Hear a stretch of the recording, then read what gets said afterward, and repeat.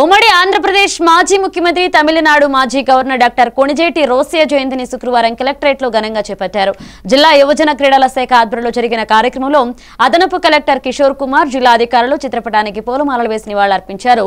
రోసయ్య రాజకీయ నైపుణ్యం, ఆర్థిక మేధస్సు, స్వచ్ఛ పాలనకు నిదర్శనమని పేర్కొన్నారు. పలువురు అధికారులు, ఉద్యోగులు పాల్గొన్నారు. ఇప్పుడే దొడ్డి కుమరయ్య గారు వర్ధం చేసుకున్నాం. ఇప్పుడే మన అదేవిధంగా గౌరవ ఎక్స్ మినిస్టర్ గారు, చీఫ్ మినిస్టర్ గారు రోసయ్య గారి యొక్క జన్మదినం ఈరోజు గుర్తు తెచ్చుకుంటున్నాం.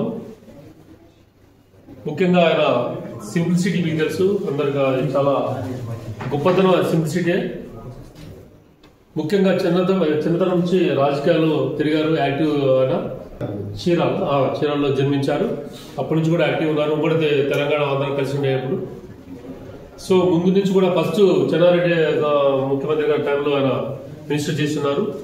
తర్వాత రాజశేఖర రెడ్డి గారి టైంలో కూడా రెవెన్యూ శాఖ మంత్రి చేశారు. చాలా జాగ్రత్త, ఎట్లా వ్యవస్థని యొక్క ఎలా చేయాలి, ఆ యొక్క మనం ఉన్న బడ్జెట్ని ఏ విధంగా, అప్పుడు చాలా ఎక్కువ ప్రోగ్రామ్స్ ఉండేది, కేర్ఫుల్గా నడిపారు ఆయన, వెరీ కేర్ఫుల్గా. సింప్లిసిటీ ఆయన యొక్క గొప్పతనం, చాలా యాక్టివ్ ఉంటారు. అదేవిధంగా తర్వాత రోసయ్య గారు తమిళనాడు గవర్నర్ గా చేస్తున్నారు.